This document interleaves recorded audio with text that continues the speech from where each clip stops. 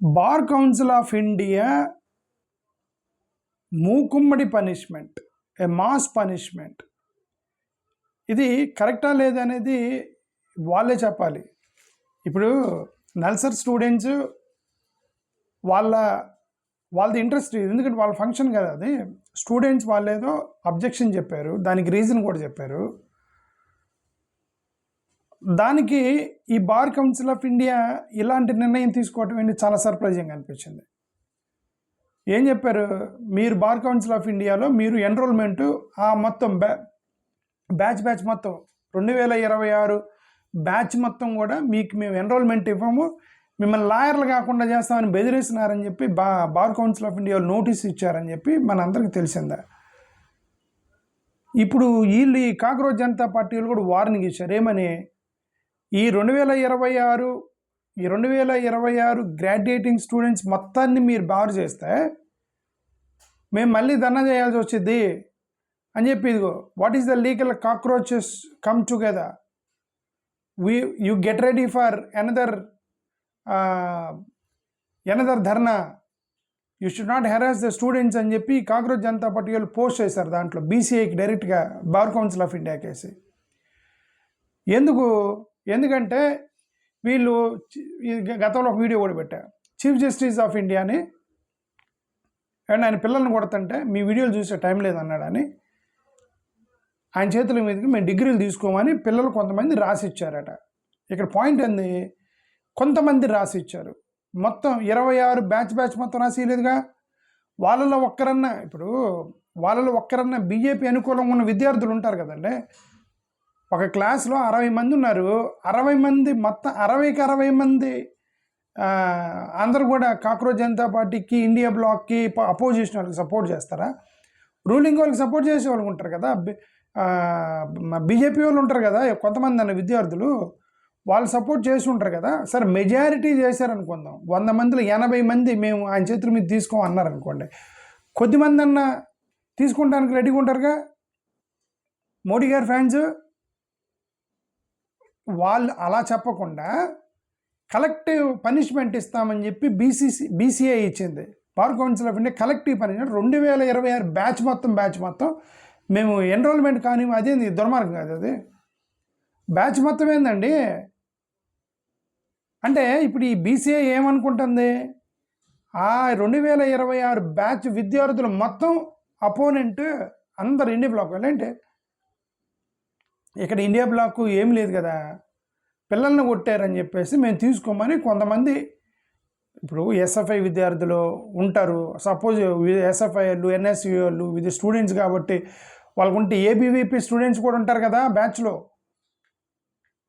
మరి వాళ్ళకు కూడా ఆపేయటమైన దుర్మార్గం కాదు ఇది. ఈ collective punishment is the biggest mistake. ఈ బీసీఐ ఎందుకు మరి అలా నోటీస్ ఇచ్చారో తెలీదు. మోరోవర్ డిసెంట్ తెలిపారనుకోండి, అది మిస్కండక్టా? Dissent is not misconduct, right? నువ్వు బార్ కౌన్సిల్ ఆఫ్ ఇండియాలో నీకు ఎన్రోల్మెంట్ కానివ్వము అని ఎప్పుడు బార్ చేయాలి? మిస్కండక్ట్ జరిగినప్పుడు, ప్రవర్తన బాగాలేనప్పుడు కదా నువ్వు బార్ చేయాలి.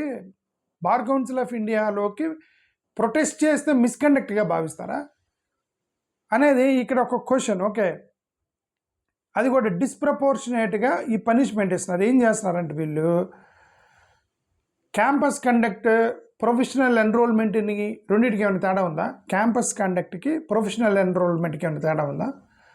బార్ కౌన్సిల్ ఆఫ్ ఇండియా అనేది ప్రొఫెషనల్ ఎన్రోల్మెంట్. ఇది వీళ్ళు ఒక క్యాంపస్లో వాళ్ళ యొక్క వైస్ ఛాన్సలర్కి ఉత్తరం ఇచ్చుకున్నారు, ఇదిగంటే ఆయన పిలవద్దని పిలిచారు, చెప్పారు అంతే. ఓకే, దీన్ని బార్ కౌన్సిల్ ఆఫ్ ఇండియా అది వాళ్ళ ప్రొఫెషనల్ కెరీర్కి సంబంధించి. ఇప్పుడు ఒక ఇంజనీరింగ్ కాలేజీలో ఏదో విద్యార్థులు వాళ్ళ మేనేజ్మెంట్ దగ్గరికి వెళ్ళి సో పర్సన్ మీరు చీఫ్ గెస్ట్ పిలవద్దని, అదే కాలేజ్ ఇష్యూ కదా, మిగతా కాలేజీలు మొత్తం కాదు కదా, ఒక college internal function program issue కదా అది.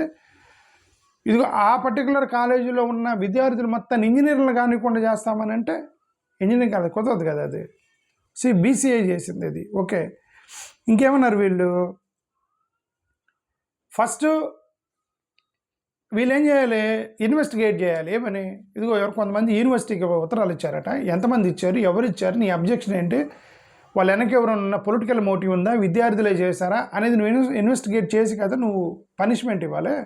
ఇన్వెస్టిగేషన్ లేదు, ఎంక్వైరీ లేదు. డైరెక్ట్గా బార్ కౌన్సిల్ ఆఫ్ ఇండియా వాళ్ళు ఈ 2026 బ్యాచ్ని ఎవరికి కూడా మీరు ఎన్రోల్మెంట్ చేయకూడదని ఇచ్చారని, అది అంతకన్నా ఇంకేంది. ఓకే, మోరోవర్ ఇది ఈ కన్వకేషన్ అనేది యూనివర్సిటీ డెసిషన్. అది బార్ కౌన్సిల్ ఆఫ్ ఇండియాకి సంబంధం ఏంటి? అది ఒక ఏమంటే ఆచారపరంగా చీఫ్ జస్టిస్ ఆఫ్ ఇండియా పిలుస్తున్నారు. బార్ కౌన్సిల్ ఏమంటే ఇప్పుడు నల్సర్ విద్యార్థులు అని, ఈ నల్సర్ విద్యార్థులు కన్వకేషన్ డిగ్రీ అయిపోయినాక వెళ్ళిపోయేటప్పుడు డిగ్రీలు ఇస్తారు కదా పట్టా, ఆ పట్టాలు ఇచ్చేటప్పుడు మ్యాండేటరీగా చీఫ్ జస్టిస్ని పిలవాలని లేదు కదా. That is the decision of the university. వీళ్ళు ముందుగానే ఊహించుకొని ఇచ్చారు. So when it is university decision అయినప్పుడు బార్ కౌన్సిల్ ఆఫ్ ఇండియాకి ఏం సంబంధం అనేది ఇక్కడ ఆర్గ్యుమెంట్ వస్తుంది కదా. విద్యార్థులు కొంతమంది ఆర్గ్యూ చేస్తున్నారు, పవర్ఫుల్ జడ్జి అని ఇదంతా వీళ్ళు ఫేస్ చేయాలా. ఒక నార్మల్ జడ్జి అయితే, ఒకవేళ సిజేఐ కాకుండా వేరే జడ్జిని అపోజ్ చేస్తే బార్ కౌన్సిల్ ఆఫ్ ఇండియా వీళ్ళందరూ వస్తారా, సీన్లోకి వస్తారా అనేటువంటి ఒక ఇష్యూ కూడా ఉంది. ఓకే, ఇక్కడ ఇష్యూ ఏంటంటే ఫండమెంటల్ రైట్స్ అనేవి ఉంటాయి కదా పిల్లలకి. ఫండమెంటల్ రైట్స్ ఉన్నప్పుడు ఫండమెంటల్ రైట్స్ని మీరు కాదని ఇవన్నీ చేశారు అనేది మనకు ఒకటైతే అర్థమవుతుంది. ఓకే,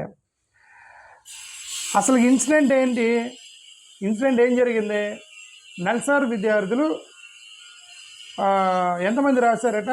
400 ఫస్ట్ 250 మంది ఇచ్చారట. తర్వాత కొంతమంది విద్యార్థులు యాడ్ అయ్యి 450 మంది విద్యార్థులు 450 స్టూడెంట్స్ ఉత్తరం రాసి ఇచ్చారు యూనివర్సిటీ వైస్ ఛాన్సలర్కి. 450 స్టూడెంట్స్ వైస్ ఛాన్సలర్కి ఇచ్చారు. సార్ సిజేఐ గారిని పిలవకండి, పిల్లల్ని కొడుతుంటే నాకు టైం లేదన్నాడు చూడటానికి అంట. సిజేఐ గారు ఏమన్నారు? అసలు వాళ్ళు పెళ్ళి లేదు స్వామి, రిప్రజెంటేషన్ పట్టుకొని వస్తే నాకు అంత టైం లేదన్నాడని అది డిస్కషన్ జరుగుతుంది. ఈ మధ్యలో బీసీఐ వాళ్ళు ఎంటర్ అయ్యి వాళ్ళని మీరు ఎన్రోల్ చేయమంటే ఇమీడియట్గా సిజేఐ గారు రెస్పాండ్ అయ్యి చీఫ్ జస్టిస్ ఇంటర్వ్యూ అయ్యి మీరెందుకు ఇంటర్ఫియర్ అయ్యారు, వాళ్ళని పనిష్ చేయకండి అని చెప్పేసి ఆయన ఇచ్చారు. అంటే ఆయన అడగకుండా వీళ్ళు ఎందుకు ఇచ్చారు? నేను హట్ అయ్యాను, మీరు యాక్షన్ తీసుకోండి, నేను చీఫ్ జస్టిస్ ఆఫ్ ఇండియాకి చెప్తున్నాను, ఎన్రోల్మెంట్ చేయించండి అని అంటే కదా మీరు చేయాలి. వీళ్ళందరూ వీళ్ళే చేశారు అనేది ఒకటి అర్థమైంది. ఓకే, బార్ కౌన్సిల్ ఆఫ్ ఇండియాలో వీళ్ళందరూ వీళ్ళే చూశారు. మీరు ఏమంటే చీఫ్ జస్టిస్ని పిలవాలా లేదా అనే డిస్కషన్ కాస్త ఏమైంది? ఇప్పుడు చీఫ్ జస్టిస్ని పిలవాలా లేనేది కాస్త పిల్లలు ఎన్రోల్మెంట్ చేసుకోవాలా లేదా అనే డిస్కషన్కి వచ్చారు. వీళ్ళంతా ఎన్రోల్మెంట్ చేసుకోవాలా లేదనే పాయింట్కి వచ్చారు. ఓకే, సో ఇప్పుడు ఇదంతా ఫ్రీడమ్ ఆఫ్ ఎక్స్ప్రెషన్ ఏమైంది? Academic freedom, right to dissent, professional autonomy ఇవన్నీ కూడా దొబ్బినాయి. ఓకే, సో సుప్రీంకోర్టు ఈయన చీఫ్ జస్టిస్ గారు సరే ఏదో ఒక ప్రశ్న ఒకటి రిలీజ్ చేసాడు. ఏమనంటే వాళ్ళని మీరేమి పనిష్ చేయకండి, ఇది నాకు విద్యార్థులకు మధ్య గొడవ, బీసీఐకి మీకేం సంబంధం అని. నాకు బీసీసీఐ అని వస్తుంది, cricket. Okay, BCI bar council of India, అది నాకు విద్యార్థుల మధ్య కూడా, బీసీఐ వాళ్ళు మీకేం సంబంధం, మీరెందుకు ఎంటర్ అయ్యారని చెప్పి సిజేఐ అన్నాడు మధ్యలో. ఓకే, సరే ఎనివే వీళ్ళు మళ్ళీ ప్రెస్ మీట్ పెట్టి మీరు సిజేఐ గారు ఏం చెప్పారో మాది కూడా అదే మాట, ఆయన మిమ్మల్ని వదిలేయమన్నాడు కాబట్టి మేము వదిలేస్తున్నామని చెప్పి బీసీఐ వాళ్ళు మళ్ళీ పేపర్ నోటు రిలీజ్ చేశారు. ఏమన్నా బీసీఐ వాళ్ళకి ఫస్ట్ చీఫ్ జస్టిస్ చెప్తే మీరు చేయాలి. సరే మీరంతా మీరే ప్రేమ వచ్చి చేశారనుకోండి, సరే మీరు చేసినప్పుడు ఆ సంతకం పెట్టిన వాళ్ళ వరకు ఆపేయండి అంటే అది డిఫరెంట్ కేసు. బ్యాచ్ ఆపేయమని పవర్ చూపించడానికి ట్రై చేశారనేది అర్థం. అది సంగతి. థ్యాంక్ యూ, నమస్కారం.